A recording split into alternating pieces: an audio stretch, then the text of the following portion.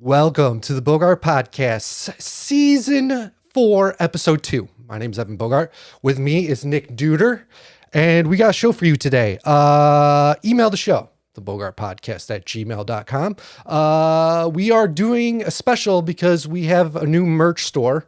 It is the Bogart Podcast .com's. No, I don't actually know. You just go to the Bogart Podcast.com/merch and you could find the Shopify. You can buy the t-shirts and the hoodies right now. The hoodies are made to order. So if you do order a hoodie, it's going to take about a week or two to get to you. If you order a t-shirt, you get a raffle ticket. If you order a hoodie, you get 2 raffle tickets. So chance to win $50 that way. What else? Follow us on all social medias, Instagram, Facebook, Twitter, YouTube. YouTube is Beer Pirate Radio. So how was your week, my friend? My week was pretty good. How was your week? Yeah. Dogs got into it. Yeah, you told me about this. Laura had dog food near the door and it had a hole in the bag, and Lucy came up to the hole and started scratching it, I'm guessing. And the food, the hole in the bag was a little bit opened, and Maddie came up to see what was going on. And then they started attacking each other. Not good. They haven't gotten in a fight in, I don't know. I think the last time they got in a fight was last spring. I could be wrong there, but so they got in a fight and Laura picked up Lucy and Lucy bit Laura right in the arm and the hand and the tip of her finger. And so I don't know, man. Don't have dogs. Don't have dogs? Don't have dogs, man. I used to have a dog, but luckily nothing too eventful happened. Did you have one dog or two? One. Oh, one dog. One yellow lab. Yeah. Yeah, when we got Lucy, it was during COVID. And then like later on down the road, I was like, well, Lucy kind of gets lonely sometimes. And we got another Maddie. And yeah, there's good days better than bad days. Yeah. With dogs, and so the day that they got in a fight, that was a bad day because, I don't know, dogs fight and whatnot. So, yeah, so besides that, I worked a Sunday shift. That was easy money. Yeah. Yeah. Oh, yeah. I got in there and a coworker's like, what are you doing here? And I was like, I'm working a Sunday shift. And so I didn't work all the full shift. I only worked until 2, but it was easy money, man. Easy money. Yeah. The coworker who you're talking about is like, he's by himself on Sundays. Yeah. Yeah. So yeah, we got everything done within like 3 hours. All the stuff on the list. Like what we do is we fill out orders from Amazon, Country Max and Walmart.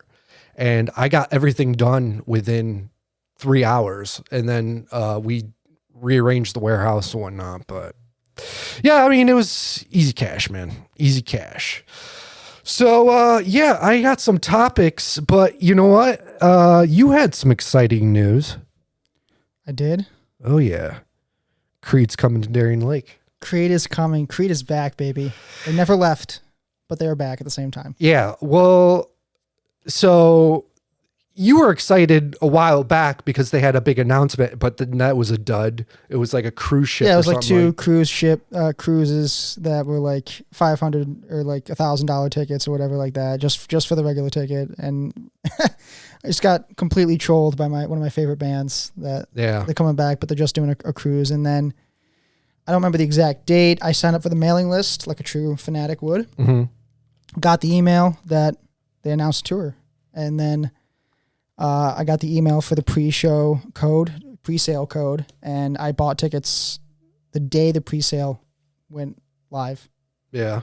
Bought tickets. Yeah. So I wasn't chancing it at all. I was mine. I'm guessing you spent a pretty penny on it. Yeah, I did, but I'm going to use like birthday money and Oh yeah, Christmas money, whatever like that. yeah, So, just kind of pay back for the ticket. Holiday season comes along, and yeah. So I'm not probably going to get anything. I'll just be like, oh, it's fine. I'll use the money that I make at my job, and I'll save up some money.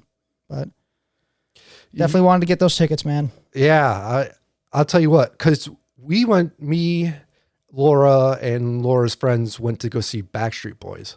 I was bored, so I went. I mean, That bored, huh? I don't know, but anyways, yeah, it was the first concert at Daring Lake.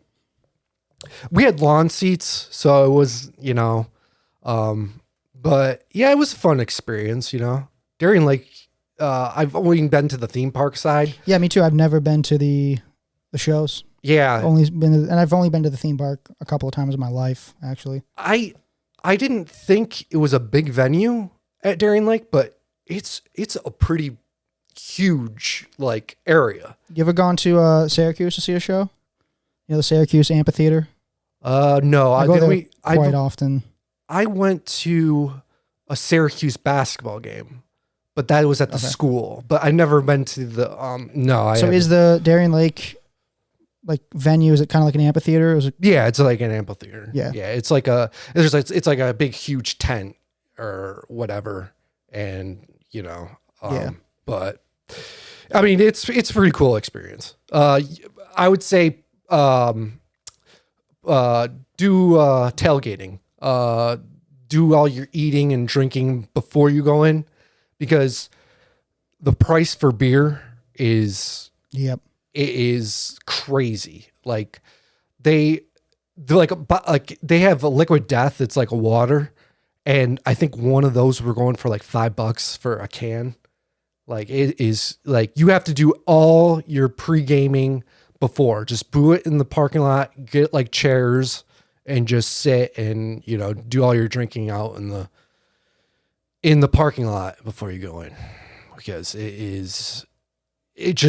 I understand they got to make a profit, but what is too much of a profit? Sadly, that's not a term. Yeah, it's not a term, but I mean it's crazy, man. It's just crazy. They have a bunch of beer beer stands and stuff like that. But it's just, I don't know. You can do it for free in the parking lot, so just do it there. So yeah. So what was I going to say? You got seats, right? You didn't get lawn seats, right? I got seats. Yeah. That's the only way to do it if you're going to go see your favorite band. Yep. You got to get like good seats. I was seriously considering the VIP package, but yeah, I'll have to do it the next time they come around, if they do. Yeah, I mean, what is the VIP is like you get to meet the band and stuff like that. Yeah. Yeah. I don't know, man. I think you probably should have done it. Maybe. I don't know.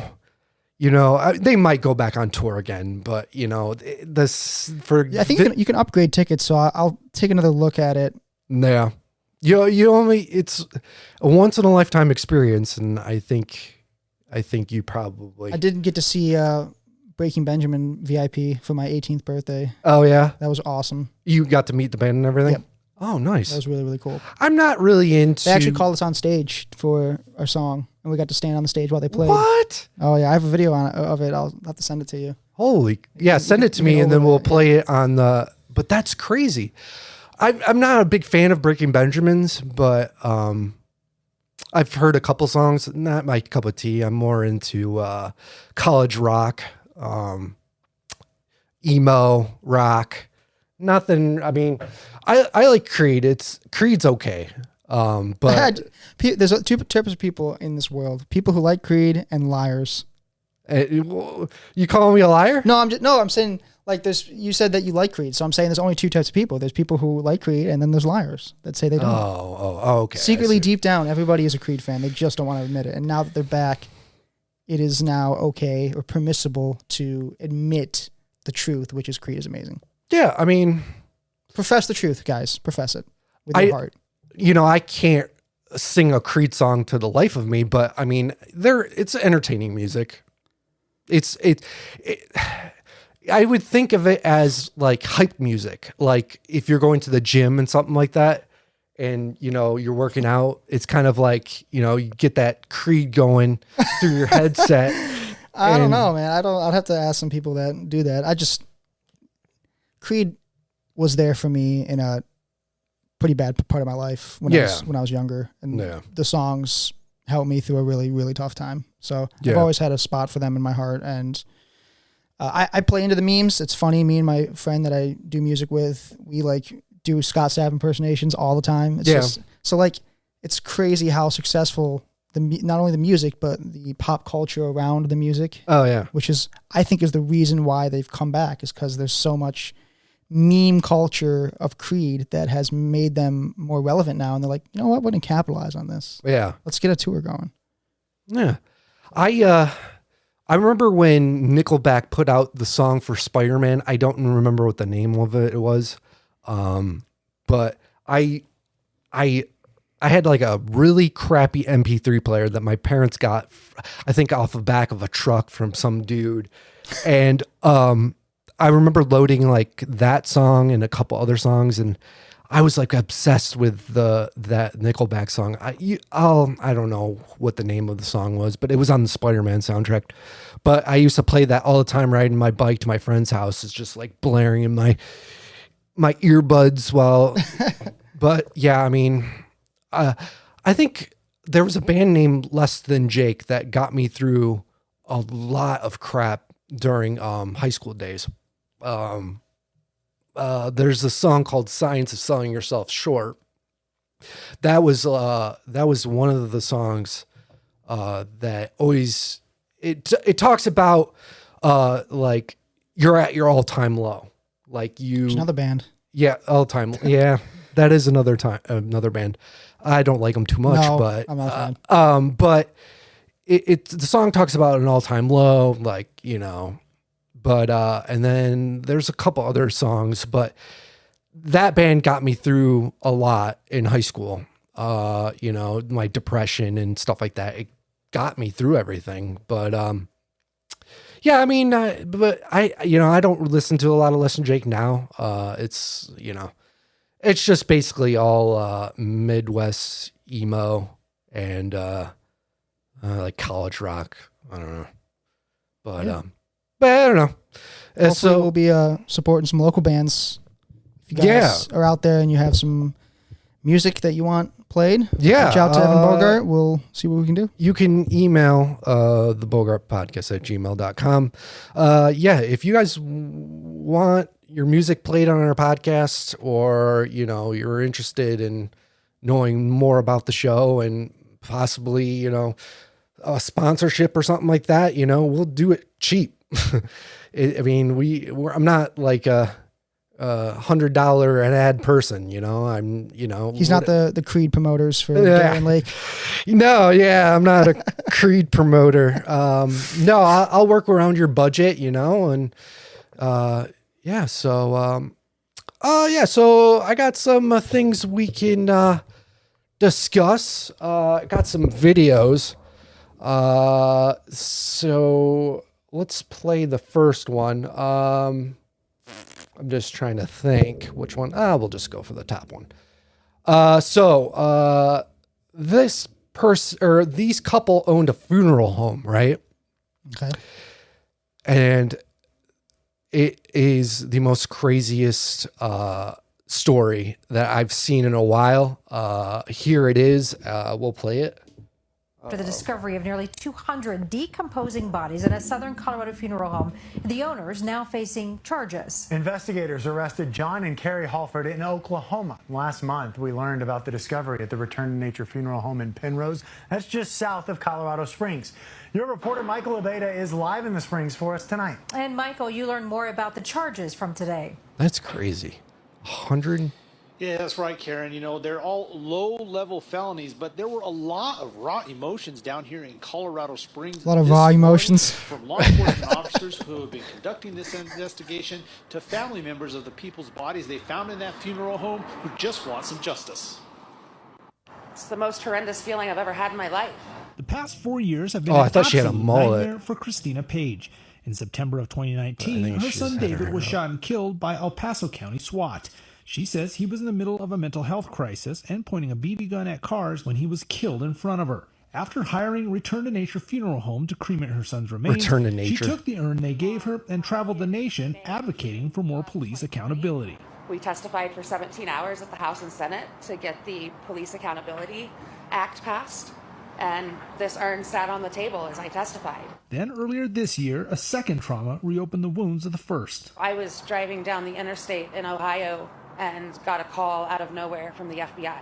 They told her that her son David's body was found in the Return to Nature Funeral Home in Penrose, Colorado.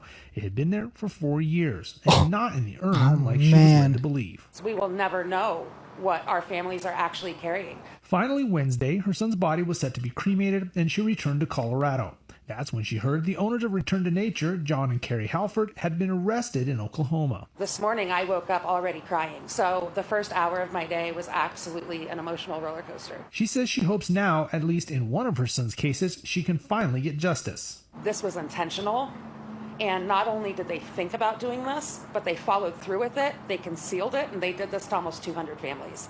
Wow. Now, the coroner and law enforcement have been using dental records, fingerprints, and medical devices to identify some of the bodies, but they haven't identified them all. They say if you use the Back to Nature or Return to Nature funeral home as early as 2019 to contact law enforcement because you may be a victim. In Colorado Springs, Michael Aveta, covering Colorado First. All right, Michael, thank you. Well, So, my question: Who is she carrying around? Oh, in that it's urn? probably, you know what? It's probably multiple bodies that they probably, well, okay, so I don't know how much, Like mixed berry? yeah, like, I mean, Mixed berry. mixed berry. Like you bury them in the ground? Oh, That was such a gotcha. lame joke. Yeah. No, But that's a stupidly sad story. Like Yeah, it's just it's- so sad yeah. on every level. But no, so when you cremate a body, I don't know how much ashes you get. I heard it wasn't a lot, but I'm guessing what happens, they cremated probably like maybe 4 bodies and then just combined the ashes of those bodies into random customers' or urns or whatever. That's what I'm thinking, because now the other question is like, why did they? I'm thinking they sold body parts.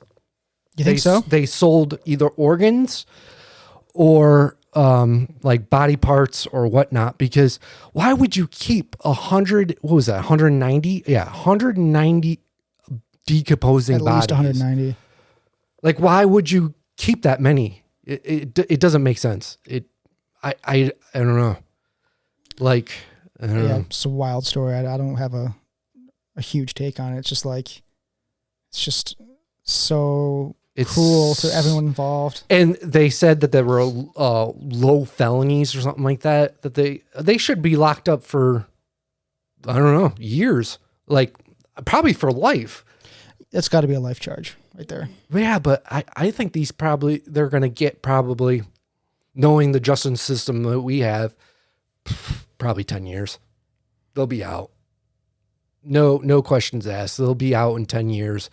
Probably 5 for good behavior. But yeah, I mean, I don't know, man. 190 bodies. I just think that they should probably go away for either life or, I don't know.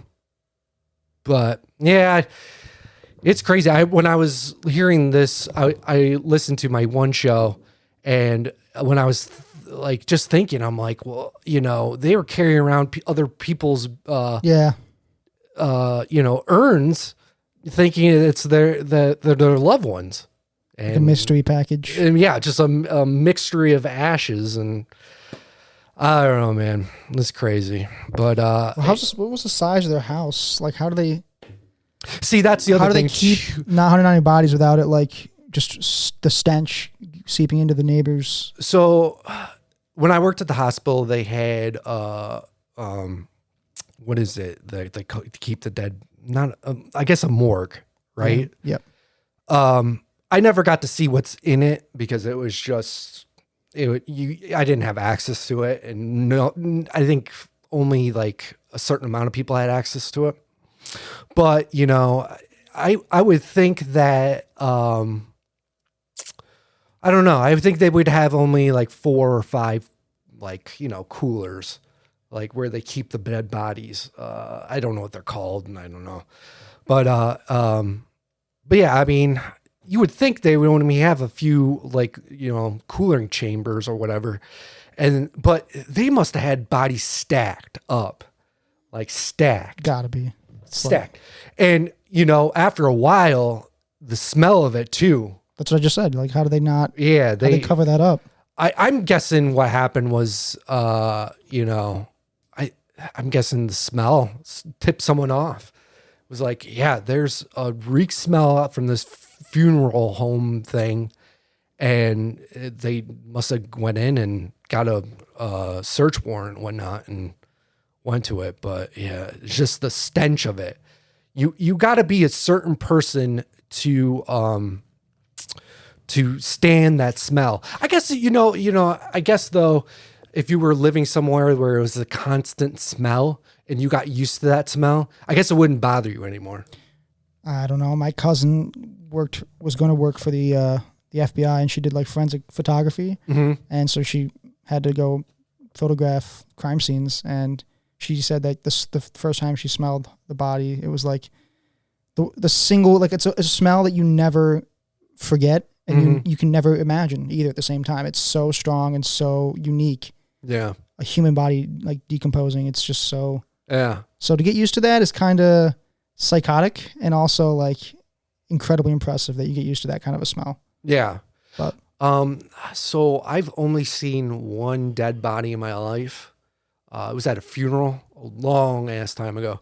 And me and my brother were like, we looked at each other and like, was this your first dead body you've seen? I'm like, yeah. And he's like, yeah, mine too. And it was in a funeral. So they a bomb, is that what it's called? I don't know what it's called. Yeah, kind of. They take out all your organs and then pump you full of. Do your makeup. Yeah, do your makeup and, you know, and make you look presentable and stuff like that. But yeah, it was a very, very eerie feeling. Just staring at an open casket. Like, I'm not a fan of open caskets, actually. me either. I mean, I don't think anyone is. Don't understand it. Yeah, I don't know. Yeah, it's a eerie feeling. Going to one of those. I haven't been to a funeral in a very long time. And the ones I've been to were just like they have like pictures and whatnot, and they don't have a casket. It's just like calling hours. But yeah. The one that we went to was an actual open casket funeral, and it was an eerie feeling. But yeah, so here is the next video. I'm not really sure what it is. Okay, so I've seen this. So I wanted to send this to one of our coworkers. Yeah, so we'll play the clip, but basically it's this girl that gets her either husband or boyfriend's tattoo. No, it's boyfriend. Is it? Significantly worse because it's the boyfriend. A boyfriend. Yeah, so here it is. Hold on.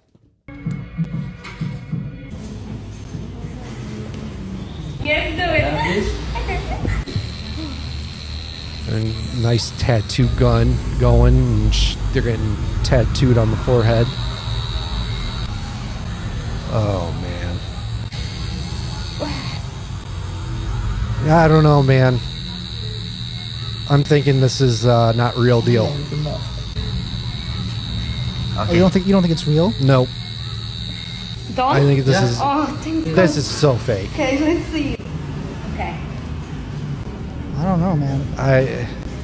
Oh my God. I love it.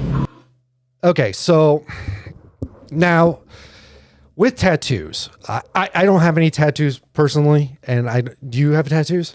No. Okay, yeah. So we both don't know what we're talking about, but anyways, tattoos leave kind of redness around it when they get tattooed. And this girl, like, if you look back, like let's go back to when she is getting right there.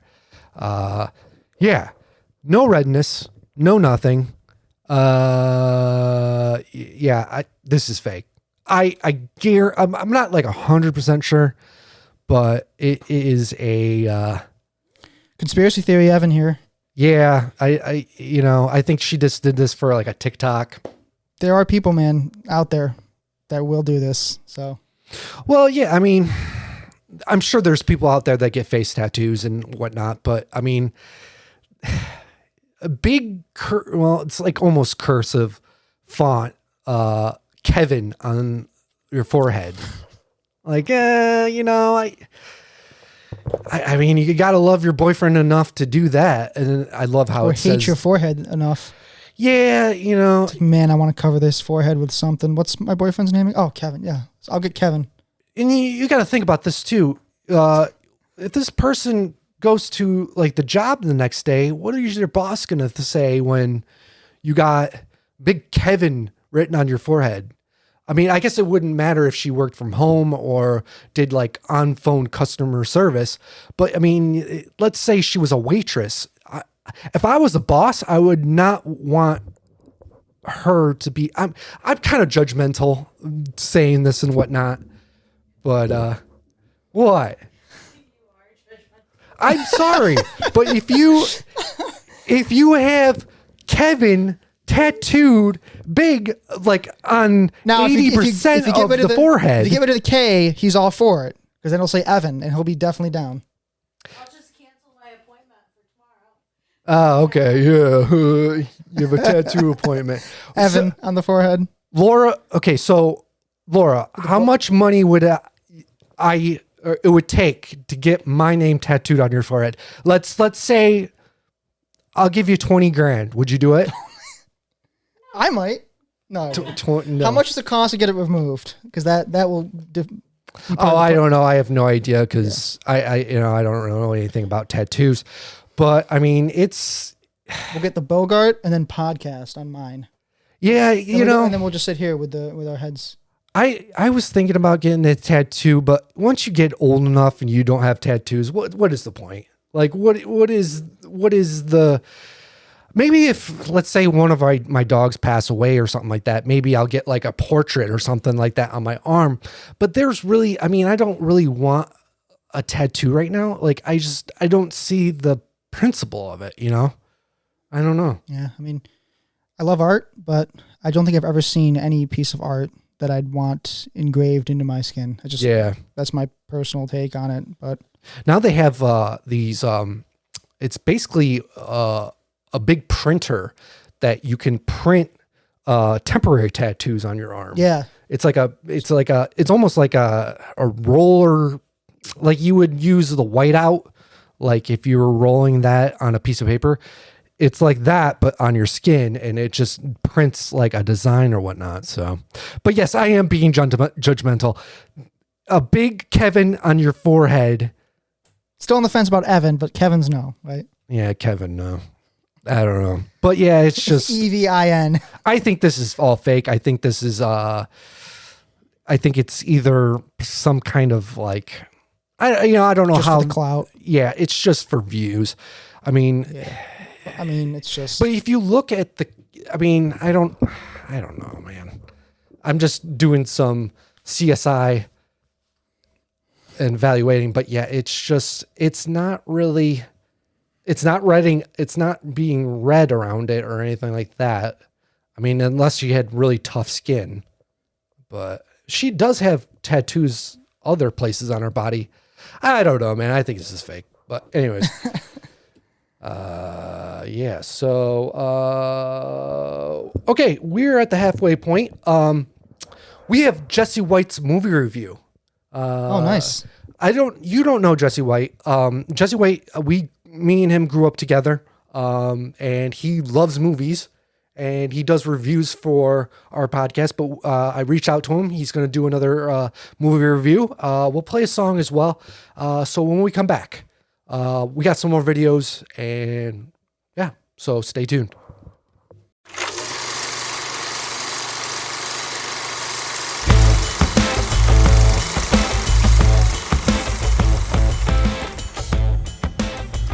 Hey everybody, I'm back, and oh boy, does November have a ton of movie releases. After a long drought caused by a strike and Hollywood just not giving a shit usually during the late summer, early fall period, we're finally getting back to normal, and there is so much that I'm excited to see during the holiday season. And we're going to kick off the holiday season with Marvel's most recent box office disappointment with The Marvels, an all-female team-up starring Captain Marvel, Miss Marvel, and Monica Rambeau, who has gone by the name Captain Marvel in the comics before. The Marvels kicks off dealing with the consequences of 2019's Captain Marvel, where Brie Larson's Carol Danvers destroyed the Supreme Intelligence, and starts where she swapped places with Iman Vellani's Kamala Khan from last year's Disney Plus series, Miss Marvel. The Kree Empire has fallen apart due to the destruction of the Supreme Intelligence, causing the Kree to fall into civil war, causing their homeworld of Hala to become barren. When Teyonah Parris' Monica Rambeau and Carol separately touch a jump point anomaly at the same time, along with connecting with Kamala's quantum band, the three get into teleport-swapping hijinks, forcing the three to team up to save the galaxy from Zawe Ashton's gender-swapped Darben, trying to bring Hala back to its glory with a quantum band of her own. Meanwhile, the three Marvels bond and develop a close relationship with one another, while working to figure out how to be effective in combat to deal with the teleporting problem each time they use their powers. Now, there is a lot to like in this movie, as convoluted as it seems. Compared to the more recent Marvel movies and shows where the VFX have been shoddy, The Marvels actually looks pretty decent. I hope Marvel continues to improve in this department after the more recent VFX debacles like Thor: Love and Thunder, Ant-Man and the Wasp: Quantumania, and She-Hulk: Attorney at Law. And the cast is great too.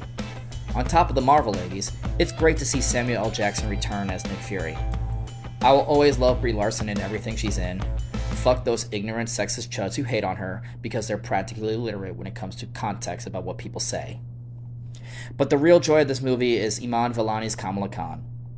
Vellani brings such a positive joy and energy to the role of Kamala that it is born out of a real, genuine fangirl love of Marvel. And just like with last year's Miss Marvel, Vellani will continue to bring a smile to my face every time she's on the screen. But this movie does have some major issues with the plot. The biggest is that this movie is more than just a sequel to Captain Marvel and Miss Marvel. In order to fully understand the movie, you have to watch the enjoyable Disney Plus series, WandaVision, in order to understand Monica Rambeau's character, this year's debacle on Disney Plus, Secret Invasion, in order to understand the Skrull subplot, and then to understand a lot of the minor details, you have to also watch Thor: Love and Thunder, Hawkeye, Avengers: Infinity War, and Avengers: Endgame, or else these tiny little details will mean absolutely nothing to you. Marvel needs to get these movies to stand on their own a bit better, as opposed to making the audience feel like they need to do homework to understand what is going on, and extra credit work to understand the relationship between Carol and Monica, or where the Skrulls end up going. The other big issue is that one of the key ideas of this movie really isn't properly developed. Kamala idolizes Carol to an adorably absurd degree, and she finally gets to meet her idol in this movie. But they really don't take full advantage of the story of a young girl meeting her idol and seeing how the real Carol isn't the same Carol that she has always pictured in her head. Nor do they really contrast Kamala with Monica, who grew up with having Carol as an important part of her life, only for Carol to abandon her when she was a child when Carol became Captain Marvel. And just like with Carol's relationship with Kamala, the movie fails to go into why Hala is so barren. Yes, a civil war happens because in 1995, Carol destroyed the Supreme Intelligence. And this conflict causes Hala to become dry, unbreathable, and dark by the time The Marvels, which is set in 2025, starts.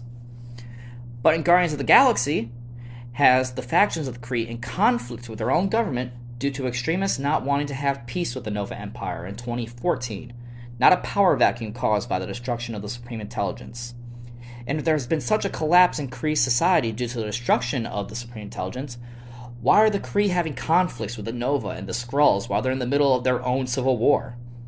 Nor have there been any such mentions of such a destructive Kree civil war in any of the MCU movies or TV shows set after Guardians of the Galaxy.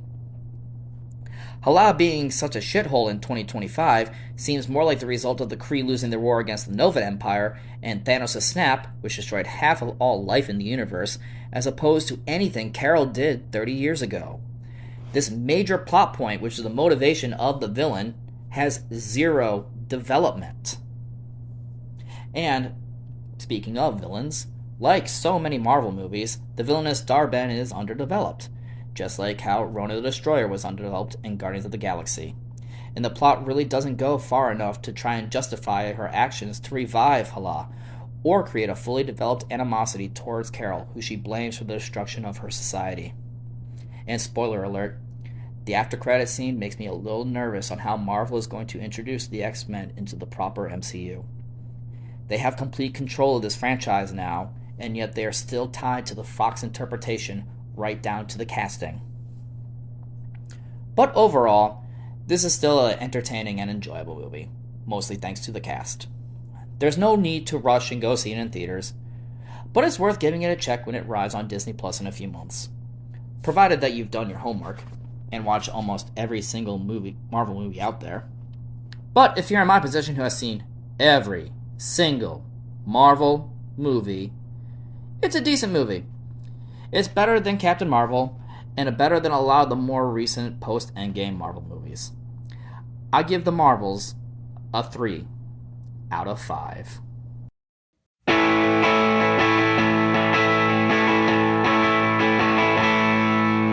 I'm afraid I love someone who's in love with someone else. For years I've kept it to myself, pretending we are picture perfect, but I barely got my shit together, cracking under little pressure. I'm afraid I'm not the one you want is someone else.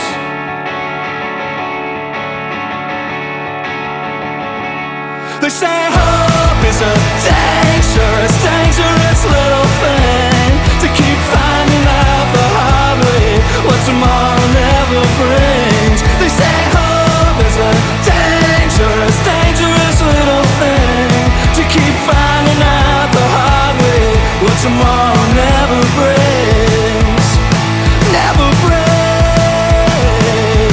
I passed a restaurant burned to the ground and a dollar store with a burned out egg. Life thinking that I'd relate. I'm the junk you buy and you throw away. I had the bloodshot, close my eyes so the cover won't be compromised. I'm afraid I'm not the one you want is someone else. They say hope is a dangerous, dangerous little thing, to keep finding out the hard way what tomorrow never brings. They say hope is a dangerous, dangerous little thing, to keep finding out the hard way what tomorrow never brings. Never brings. Well, sometimes I wanna blow up my life and become someone else. Yeah, yeah. Sometimes I wanna blow up my life and become someone else. Yeah, yeah. Sometimes I wanna blow up my life and become someone else. Yeah, yeah, yeah. Sometimes I wanna blow up my life and become someone else. Yeah, yeah.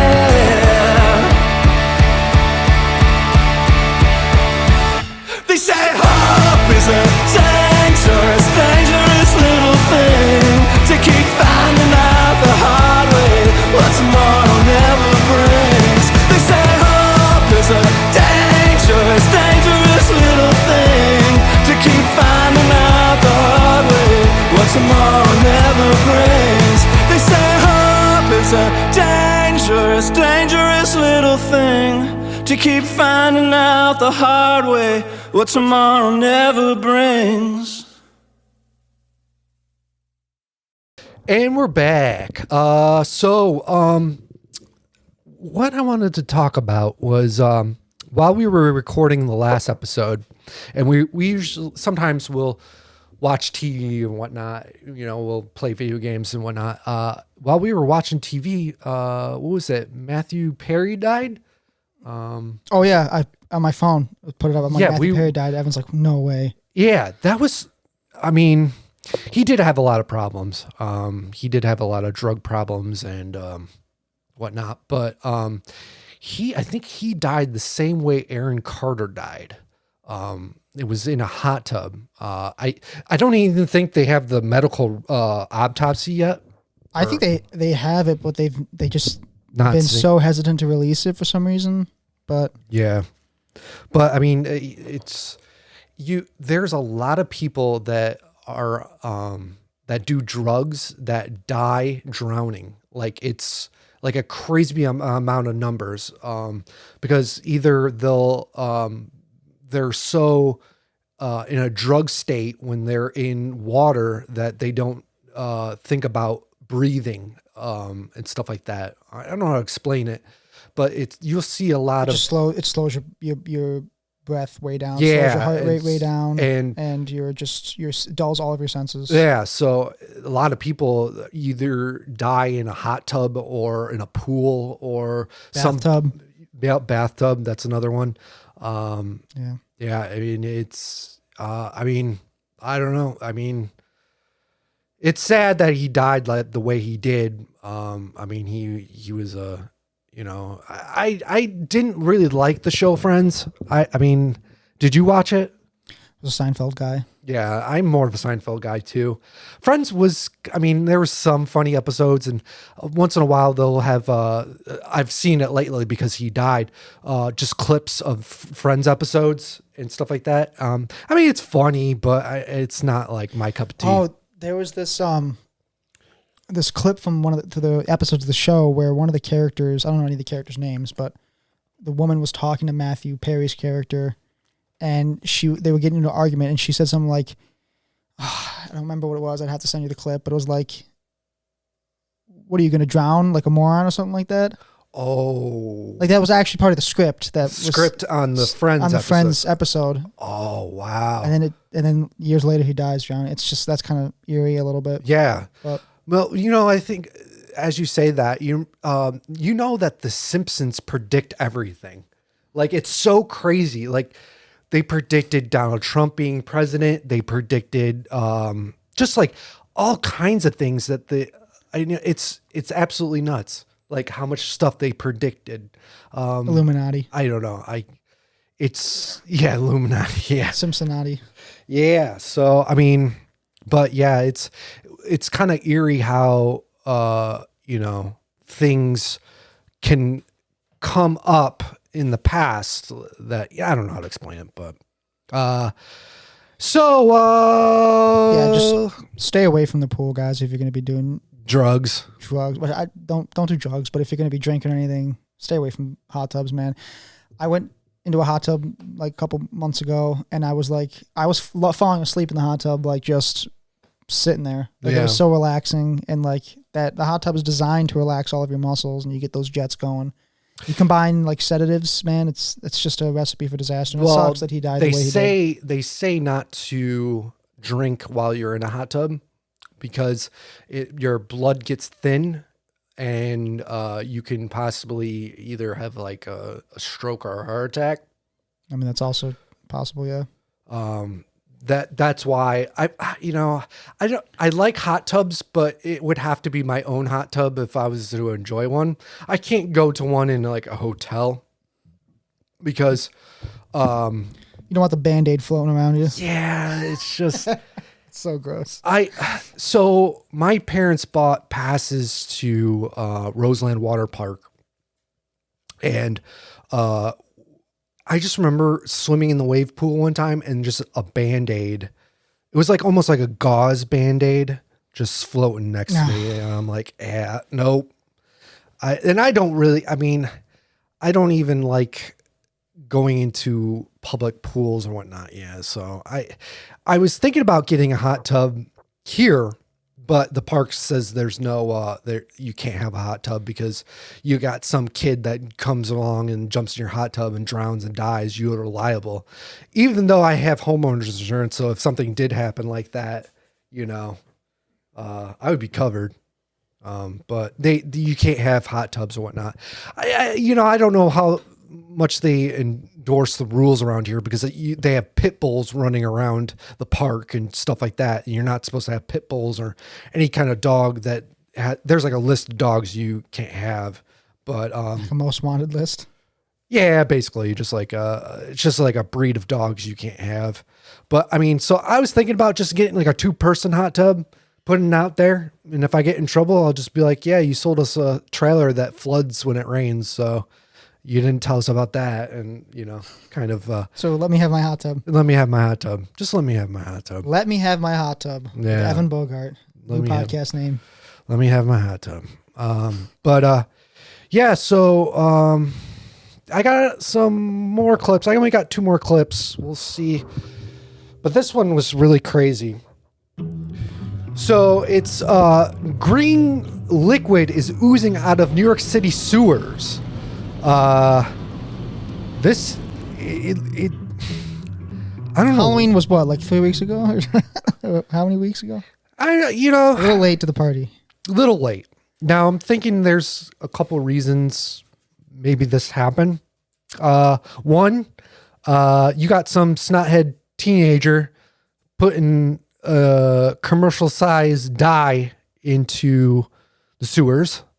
Because they do in St. Patrick's Day in Chicago, they put green dye in the river and it almost looks like that.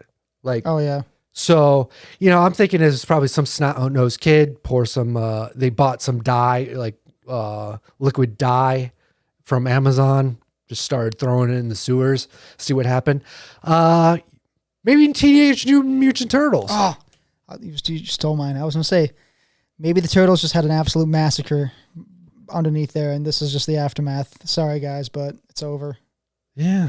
This is why I don't live in New York City, though. It's just crap like this, man. I feel like green ooze coming out of the sewers is probably the least of your concerns, though, in New York City. Yeah. People probably look at that and like, it's another day. It's probably like a normal day. Another day. Whatever. I'll just walk over here. Yeah. But that guy over there is smoking crack, so. Yeah. Yeah, it's I don't know, man. I couldn't live in New York City. I don't think the amount of money they would have to. I've never been there. I went there once. Yeah. Was it a school trip? Nope. Went with my family to see the Foo Fighters. It was like kind of like a family trip, but we also got tickets to see the Foo Fighters, Madison Square Garden.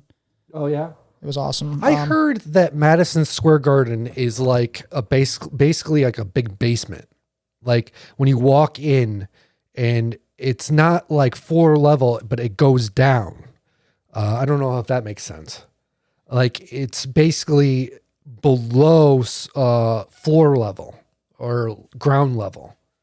I don't know. I don't know. I don't have to look into that. Maybe I don't remember, but yeah, because I remember one of Laura's girlfriend's friends told me he went to go see a hockey game there, and Rangers baby. Yeah, I think it was the Rangers. He said that he went to, but it's basically just like when you walk in, it goes down instead of you would think it would be you'd be floor level with the ice or whatnot. I don't know how to explain it, but I mean I've never. What's that? Oh, I was just keep talking. No, I mean I've never been to New York City. I don't think I ever want to go. I think it's cool to go once. Like we didn't get to see everything. We went to the 9/11 Memorial, Ground Zero, paid respects there. We went to Rockefeller Center on the rooftop, got to look over the city. That was awesome. We got some New York City pizza, which sorely disappointed. Not as good as it's just so overhyped. Oh yeah. It's just not as good. Now, I kind of felt like Michael Scott when he was like, go to my favorite pizza place, and he points over there and he's like, Sbarro's. Yeah. Now that wasn't me though, but now did you go when like Dave Portnoy, when he does the pizza reviews, did you go like around that time or was you much younger? Do you know what I'm saying? 2018. Oh, okay. So yeah, Dave Portnoy was probably doing pizza reviews way back in the day.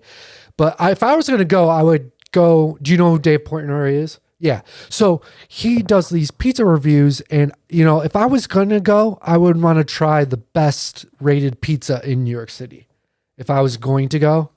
But besides that, I have no reason to go. Yeah. I mean, maybe to see a band or something like that. But that's like. Central Park was really cool. There's like this huge forest in the middle of this concrete wasteland of profits. It was so weird. We rode bikes through it. It's like it's really cool, but like You kind of also feel like it's kind of slightly artificial because it's Okay. like it just feels odd.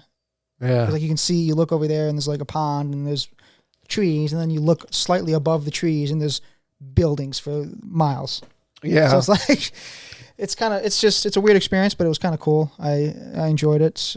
We drove down, so it was a long drive. But Oh man, yeah. Yeah. No, remember when there was the Canadian smoke, when that was a big thing? like recently. New York City was the most polluted air quality in the world when that happened. Yeah, there was like pictures and videos of it being like just the most orange haze, like just like dark orange. Like out here, we had like a little bit of a yellow tint.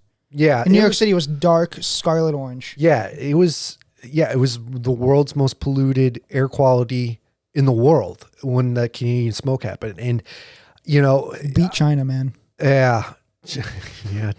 We beat them once. Yeah, we beat China at one thing, and it wasn't technology. So, but yeah, I mean, I think here when the Canadian smoke happened, it was just like a little foggy.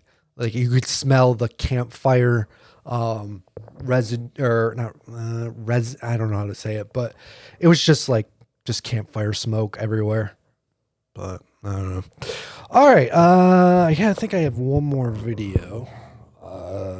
Bear with us. Okay, this is story for the ages.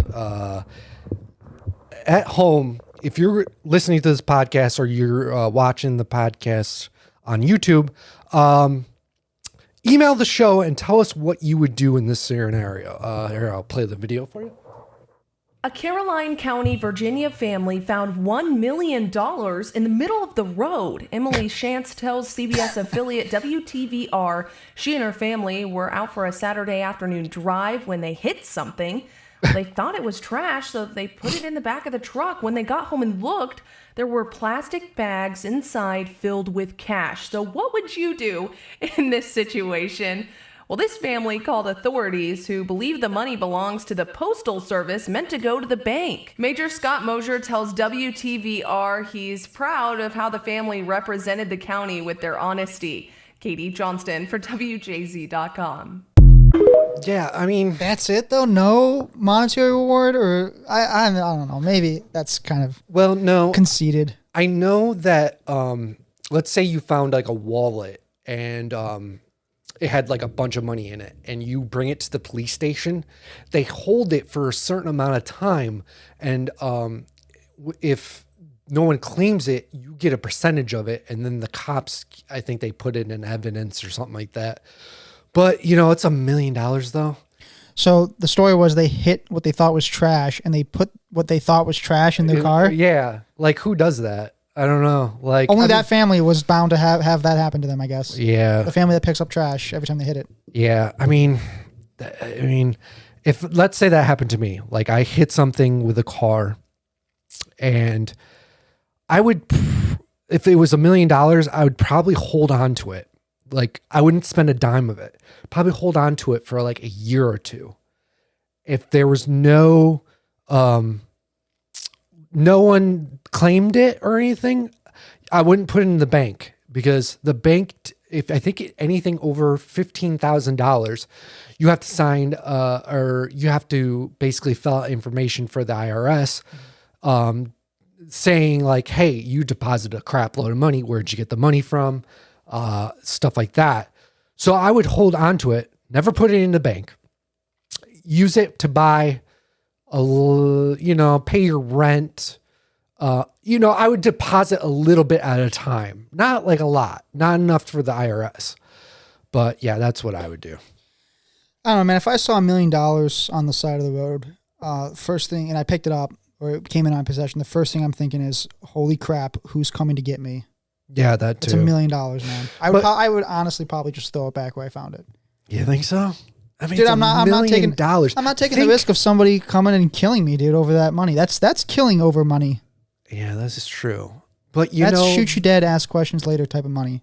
When I saw the story, I was thinking it might have been like an armor truck, like left its door open and the bag fell out in the back while they were driving. Yeah.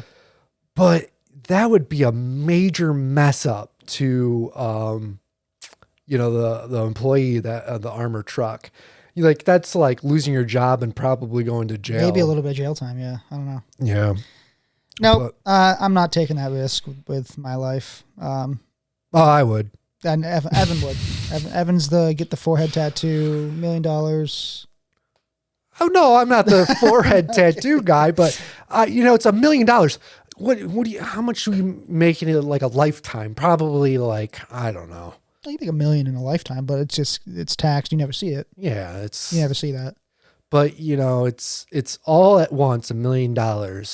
You can pay for groceries for the rest of your life. You can pay your rent on time for the rest of your life. You can, if you're going to school, pay for some of that. I mean, there's a million different ways to spend $1 million, but people in this situation just jump to the conclusions, spend. I would hold on to it as long as I possibly could. When you spend it, you're going to trip the authorities. Yeah, trip the authorities, and the dumb people too. When they find a bunch of money, they go right to the bank and put it in the bank account and pay bills and stuff like that. No, because the IRS is going to find out about it, and you're just. I don't know, man. It's $1 million though. The other thing too is that they found these a stack of money wrapped in like almost like banks. Let's say like if you withdraw $1 million from the bank, they have it in bricks. They're wrapped in like almost like saran wrap. Mm-hmm. I would think that if I was opening the bag, I would open it very slowly because the dye pack would be in there. And that thing, once you get a dye pack on you, you cannot get it off your skin. Like it takes I think I read something like it takes a year before the dye pack ink comes off your skin. Really? Yeah, because not even with OxyClean. Maybe. I mean, I don't know. I mean, even with OxyClean, my friend. But no. I would be so concerned to buy a dye pack, a GPS tracker. A million things could be in a bag of cash. Even dollars. Yes, even dollars. You said a million things. Well, yeah, $1 million. Yeah. So yeah, I mean, I don't know. I would hold on to it, sit on it forever. Evan takes the criminal watch the news every day, see if there was anyone missing money. If not, within those 2 years, pay your bills, buy groceries. So if someone came forward, you give it to them? I would be like, yeah, I have your money, but I want a percentage of it. So then you instantly become a criminal. I don't know. It's not really. It's called ransom. Unethical. That is called ransom, and you will then see the authorities for sure. I'll be like, yeah, I'll give you your money back, and you just gotta give me 10%. I'll give you money back, but you gotta subscribe to the Bogart Podcast show. There you go. And buy some merch. There you go. Yeah. So buy some merch from the bogartpodcast.com. Doesn't cost $1 million. No, it doesn't cost $1 million. I did have to raise the price on the shirts though. I feel bad about that, but I bought a bunch of shirts, and to make a profit, I had to raise the money a little bit. I mean, it's you kind of have to do what you got to do to make a profit. It doesn't take a lot to run a podcast, but it does take money. And so I had to raise the price on that. Hoodies though, it's expensive. It takes about $35 to make a hoodie. And so with the way I'm selling it now, I make a little bit of money, but not a lot. So, I mean, it sucks, but that's what you have to do to run a podcast, I guess. We should be getting maybe stickers soon for the merch store. Yeah, so I have stickers now. I just haven't put them up on the merch page, the Shopify account. But I'll probably do that tomorrow or the next day. Put the stickers on. So if you guys are watching this, go check out the Bogart Podcast merch store. We'll link it. Yeah, we'll link it. I'll put it on the screen here, but all right, so I think I got one more video. Oh wait, no, that was the last video. Oh yeah. Oh yeah. So Yeah, I mean, you got anything you want to talk about, my friend? There was this former NHL player. His name was Adam Johnson.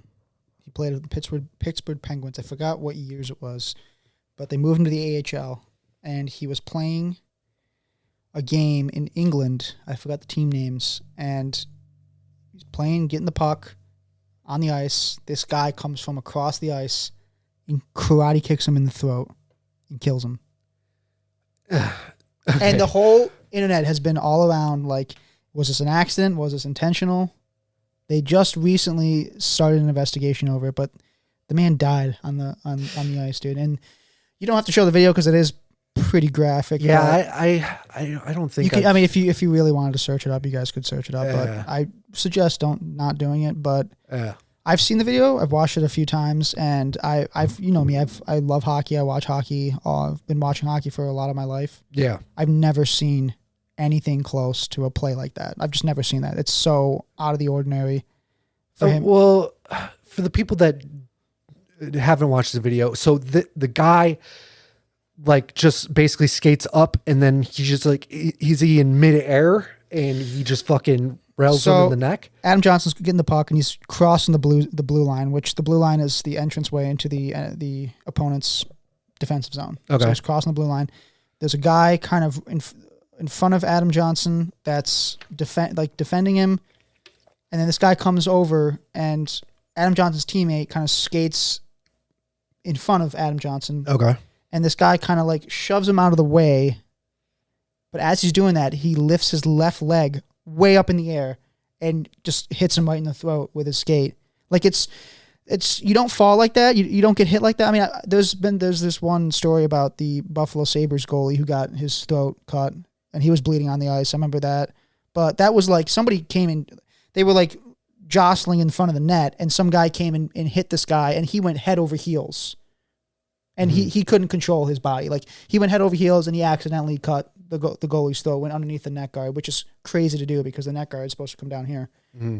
But that's an example of an accident. This guy comes out and he like leaves his feet and his leg goes way up in the air. Like you don't check somebody like that. You just don't do that. Yeah. And so he died like almost immediately. Would you think that he lifted his leg because he was off balance? No, but you wouldn't lift that leg. That high. leg is the one that you would. People have been saying that's the leg you would use to balance yourself, and you wouldn't lift it that high either. That would be a dangerous play for yourself. You're almost like intentionally falling extremely awkwardly. But no, your leg should never go that high in hockey. And he wasn't hit. Like he wasn't hit himself. He kind of like shoved the player out of the way, and as he was doing that, he would. I mean, if you really wanted to research it, you guys would have to watch the video. But like it's brutal, it's graphic, but justice needs to be served. I mean, I think people talking manslaughter. I watched a couple of YouTube videos that talked about, now, granted, this happened in England, so English law might be slightly different, but I think the terms around murder charges are relatively the same. Mm-hmm. So second-degree murder is, in U.S. terms, is defined as like callous disregard in the moment, whereas like first degree is premeditated, right? You'd have to have a reason, you plan this out. Third degree is a complete accident, but somebody dies. Second degree is kind of in the middle, where it's like you plan on injuring somebody and they die in the process, and that is the biggest one that people have been trying to pin on this guy, is that he was so reckless and careless that he probably wasn't planning on killing this guy, but you lift your skate, which has a like 7-inch blade on it, up at this guy's face area, up in his upper body area. You're just recklessly careless for human life. And the only inevitable outcome happened. He got hit. Yeah. And he passed away. And both teams, I think the biggest thing was that both teams like immediately called it a tragic accident. And that's like, everyone's been using the word accident. All the media is like this tragic accident, and not an accident, guys. It's not. It just really isn't. So. No, see, this is what I think about this way too, is that in hockey, I mean, there is fighting. Like, they fight a lot. And that's not allowed. They just don't like get in the middle of it until they get on the ground, and they kind of like wrestle them. Yeah. So I would, the argument there would be like, maybe he was trying to start a fight. Again, I see the point you're making is that, he shouldn't have had his leg that high in the air. No. And, that's the only thing I could think of is that if he lost balance, but you said though, is that it was his balanced foot. Yeah. So I don't know, man. Yeah. I mean, you haven't seen the video? I haven't. No, Yeah. I haven't. I've heard about it though. I might send you one that like doesn't have the graphic. Oh, I don't care if it's graphic. But you'll take a look at it and it's like, I guarantee you'll be like, this is not an accident. He just basically murdered someone. It just basically, he kills him.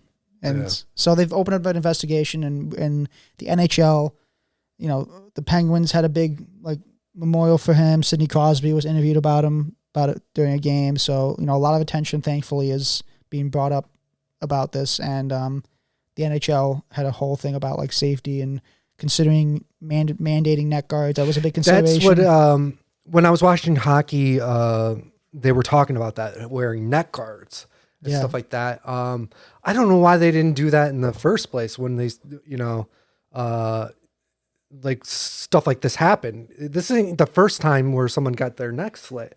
Well, you would think they would learn the lesson that they should have. It happens so rarely though, Evan. Like, and when people are out there on the ice, they, they're rough and they're roughing each other up, but they all know that they got freaking swords on their feet. They all know that they don't want to be cutting each other up. Like they want to go home to their families and their girlfriends and wives.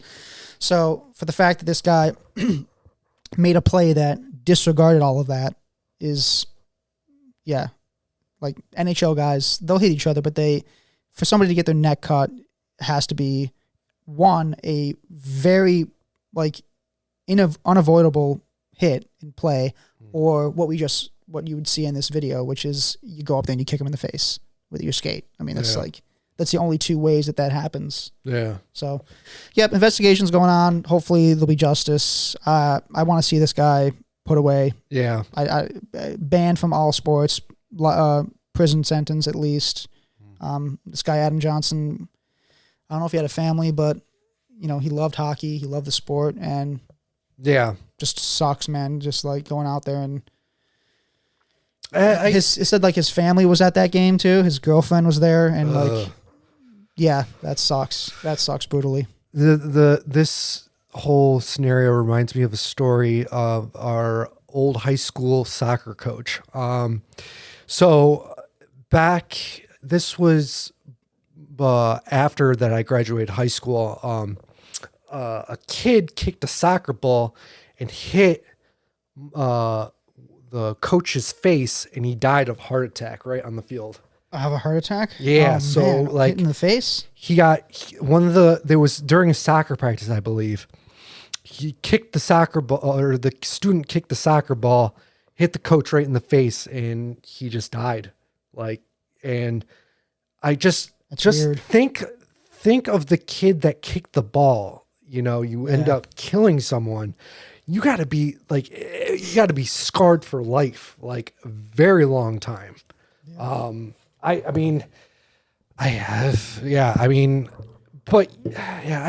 The whole hockey thing, there's fighting and stuff like that. So, but I mean, if this guy did it purposely, he should be rotting in jail. But I guarantee he's going to have like a fancy lawyer that's going to go be like, oh, well, this was hockey, and hockey, there's, people that, hurt each other for less. And it's just, it's going to be one of those, I don't know how to explain it, like celebrity courtroom things. Like it's going to be on all news outlets. Oh, you think so? Oh yeah. Yeah. Definitely on all sports outlets probably, but yeah. It's been gaining a little bit of traction. It's not like, unfortunately, and I say unfortunately, but like, it's unfortunate that it's not getting as much attention because it's not an NHL player. Mm-hmm. It's like a former, minor league player. So, but the NHL's got a whiff of it, and they've been talking about neck guards. So hopefully people will investigate it. But to your soccer thing, when we were in like elementary school, we used to play soccer on the field, and we had this old teacher. And the soccer balls we had like a really hard coat, like shell on them. And this kid shanked it. And hit the back of our teacher's head, and she was like a 70-year-old woman. She fell to the ground. I thought he killed her. Yeah. I thought I witnessed somebody die. It was like, it sounded like somebody hit a baseball with a baseball bat. And then we look over and she's collapsed on the ground, and she thankfully got back up. Yeah. Thank God, honestly. But yeah, that was kind of scary. But I always, I used to ski up and down New England. I skied with professional skiers and whatnot. There's a couple times where I thought I was going to die going off. So one time it was very icy, and I was going, and I read the speed for the jump, jumped over, and basically overshot it and landed on flat ground. So like imagine jumping off a building and then landing right on the, so I thought a couple times I was going to die. How was the aftermath? Did you break bones on that one? Yes. So I broke my growth plate in my knee in that incident. And then there was, I broke my nose about 3 times, broke my metal carpal in my hand. What else did I break? My pinky, my wrist. I mean, I broke a couple of hearts in your day. Yeah. A couple hearts in my day. Yeah. I had to lighten the mood a little bit there. But yeah, so I've broken a lot of bones skiing. But you know, and the point where I got to where I was like, yeah, maybe this isn't for me anymore.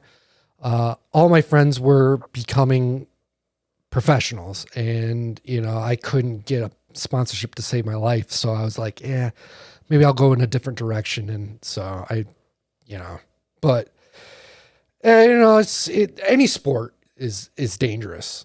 Yeah.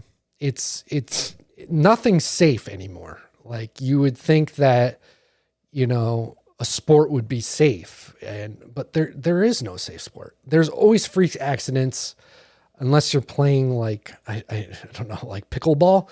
I don't know. Oh, dude, Pickle Ball's the best. You played Pickle Ball? Yeah, I'm a huge fan. Yeah? Oh yeah. I always wanted to play, so we got to go play. Oh yeah, it's like the perfect combination between table tennis and regular tennis. No, I prefer it over. It's awesome. It's just yeah? awesome. Yeah. Is there any pickleball courts around here? Around your place? I don't know, but there's like a sports complex near me. Oh, okay. And host it. I got my own bag, my own paddles. What? Oh yeah, dude. You're into it real good, aren't you? It. I want to find a league this coming winter, but oh man, yeah, I love it. I want to try. If you find some sort of court, man, I'll bring my paddles over and we'll go. I think there's one right down the road from where we work, Mertensia Park. I think they have a pickleball court there, but that might be tennis courts. Yeah, maybe it is tennis courts, but yeah. So you know, I always wanted to play pickleball, but I'm tall, lanky, and I just feel like I would be goofy if I did it. Like big goof. Have you ever gone to the Villages in Florida? Do you know of the Villages? Like retirement home villages? Yeah, like the Villages in Florida. No. It's like this huge, like in the middle of Florida, this huge, like homes for elderly to go and retire. There's a bunch of golf courses. Pickleball is huge down there. Is it? Because my grandparents, they used to rent houses, like a house every summer, I mean every winter down there. Mm-hmm. And so the family would go down there, all of it, me and my cousins. And we'd play pickleball. And we'd go out there and when we first started playing, we would like kind of learn the ropes, and we'd look over, and these old farts are like hitting it like so fast at each other. And like I've never seen old people move like that, but they get so into it. Yeah, I mean, it's a great sport. Anybody can play it at any age. That's kind of what I'm talking about. Yeah. Opinion. I mean, I guess that whatever makes old people exercise. Oh, it's great exercise. Yeah, I mean, go for it. I mean, but I'm lanky. They get so into it though. They get so serious. Do they? It. Oh yeah. Oh yeah. That was not out. Yeah. This is basically the same rules as tennis? Kind of, except of course the net's a little bit lower, the court's a little bit smaller, and there's a thing called the kitchen, which is like the space from the net to the serving boxes. Okay.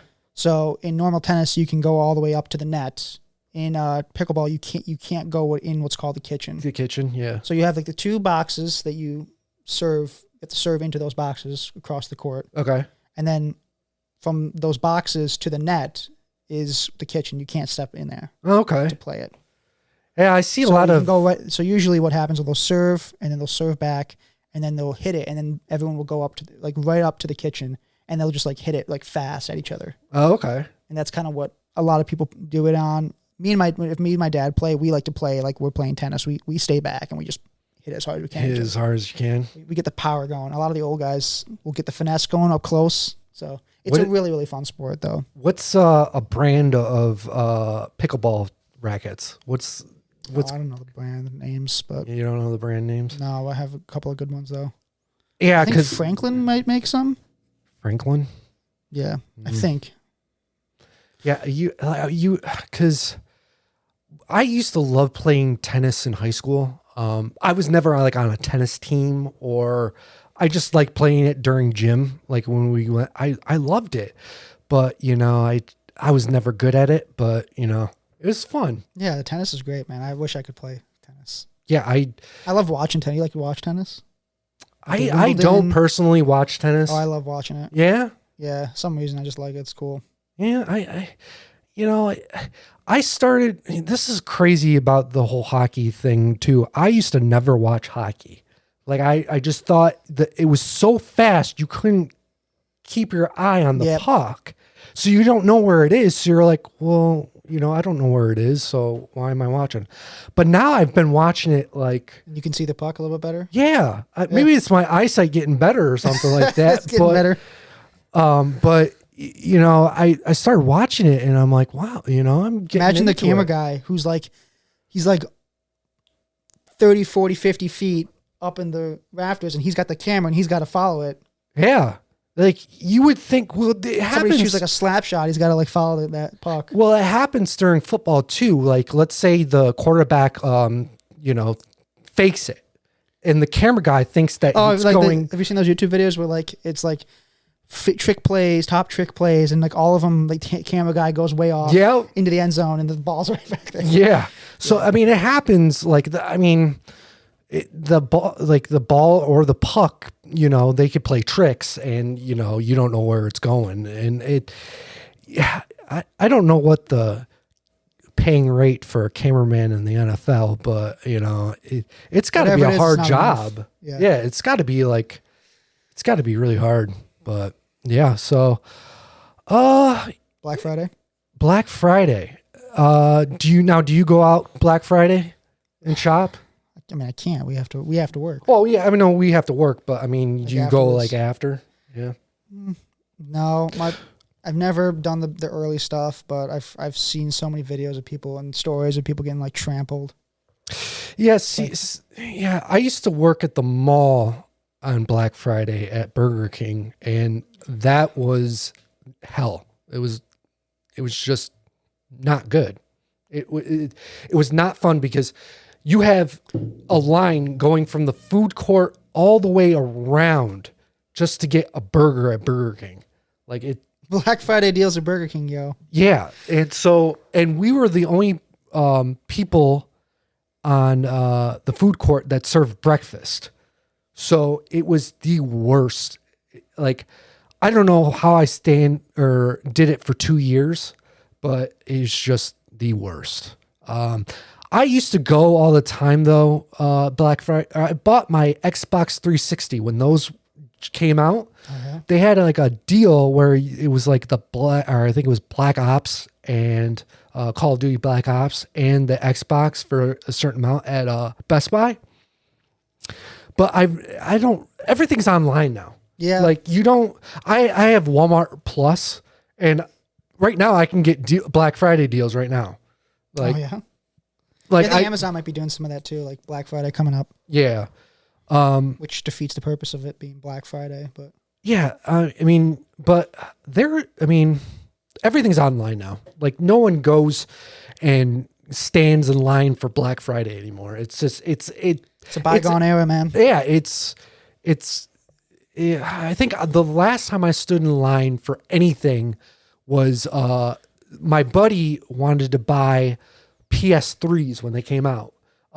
They were selling them he wanted to buy them and sell them for a ridiculous price on eBay for the next day because they were all sold out within like an hour because people were standing in line and getting them. So he thought that if he would have stand in line, bought 3 of them, or I think he actually didn't buy 3. I think he bought like 15 of them and tried to sell them on eBay. Cause I remember he asked me to go and stand in line while he went to go get food and stuff like that. Because if you leave the line, you lose your number and then you don't get a PlayStation 3. So I remember we partied it afterwards and there was like literally 15 PS3s just sitting in the living room and stuff like that. And he was like getting ready to post them on eBay. But what happened is that you couldn't sell them for a ridiculous amount of money on eBay. You could only sell them for the price that you got them for. So he had 15 PS3s and he could only sell them for what he got them for. So it was just but I remember that's the one time I stood in line for anything. And I didn't even get a PS3 that day. I stood in line because he asked me to help him out. So I don't know, man. I don't have the patience to stand in line and stuff like that. Yeah. We're going to get crushed. At work? At work. Yeah, I don't know. I don't know. I have a weird feeling because they told us at work the other day that this has been the lowest it's been since they've started selling stuff on Amazon, Country Max, and Walmart. This has been the slowest it's ever been, they said. So I don't know. It might be bad. It might be, I'm preparing for the worst. I'm going to sleep a whole good. You have to sleep 8-hour sleep, maybe even more, just to prepare. I mean, UPS it's bad. You guys will see a lot, but I think on my side, dude, my leg's going to be fried. Yeah. But, I don't know, man. It sucks that we don't really work together anymore. Yeah, that does suck. I mean, I miss you. I miss you, kid. I miss working with my son and whatnot. So father-son company. Father-son, yeah. Bogart and Company. Bogart Company. We could start a moving company.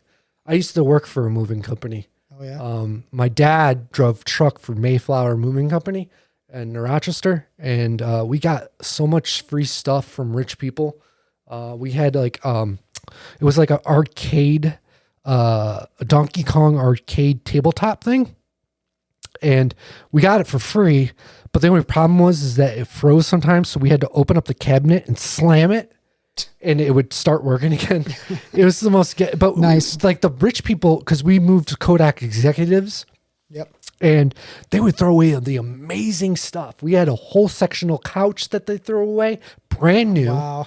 There was we got a sailboat at one point. A whole sailboat. Yeah. It was not a model sailboat. No, a sailboat. It was a sailboat. Like we had a sailboat. We had a paddle boat, like the ones that you it's like a bike, but you paddle. We got one of those for free. Like we got good stuff. That's the life, man. I was thinking about going back and either me and my friend were talking about just starting a business, some kind of business. And I was like, well, maybe we could buy a small truck, one of those U-Hauls, just buy one and start moving furniture and stuff like that.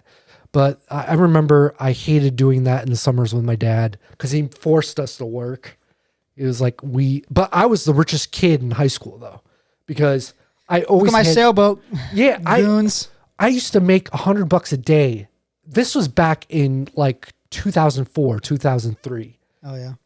I used to make $100 a day each day for a whole summer. Cause the only time we had off was in the weekends. My dad didn't go to work. So we made that's $500 a week. You know, how many weeks in, your summer vacation? I was the richest kid. And man, I don't know. Having money, it's a pro and a con. Changes you, man. Yeah, it changes you. But I don't know, man. Oh, that's cool. Yeah, the whole week leading up to it will be bad, and then the week after will be bad, and then it won't get down till 2 to 3 weeks. Yeah, but I think of it as job security. It's never going to be so slow that they send you home, or or they let you or lay you off. So I like that kind of stuff. that's why I picked up a shift on Sundays, is because, we get out early and I don't get the 40 hours a week. So it's like working part-time. So that's why I was like, hey, can I work 2 Sundays a month? And he's like, yeah, I worked the past Sunday, and then I think I go back on the 26th. I think it's a Cyber Monday. They need people for Cyber Monday, so I'm gonna go in and work a shift and whatnot. So, but all right. Well, you want anything else you want to talk about, or you think that's good? That's all I had for today. All right. Well, that was the Bogart Podcast this week.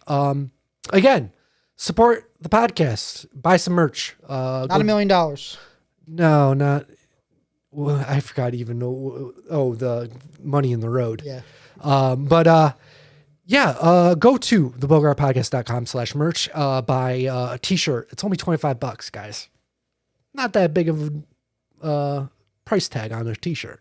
You get a raffle ticket. You buy a shirt, you get 1 raffle ticket. You buy a hoodie, you get 2.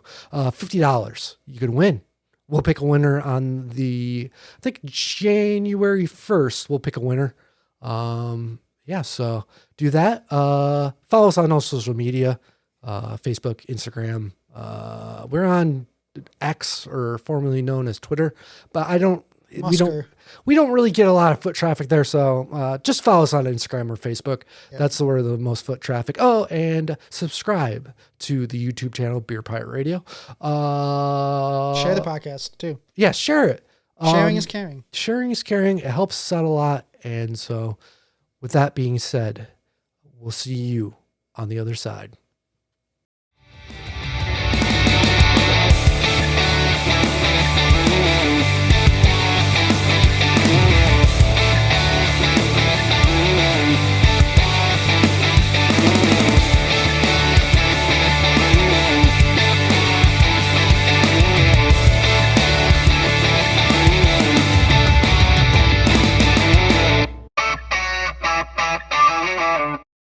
This has been a Beer Pirate Radio production.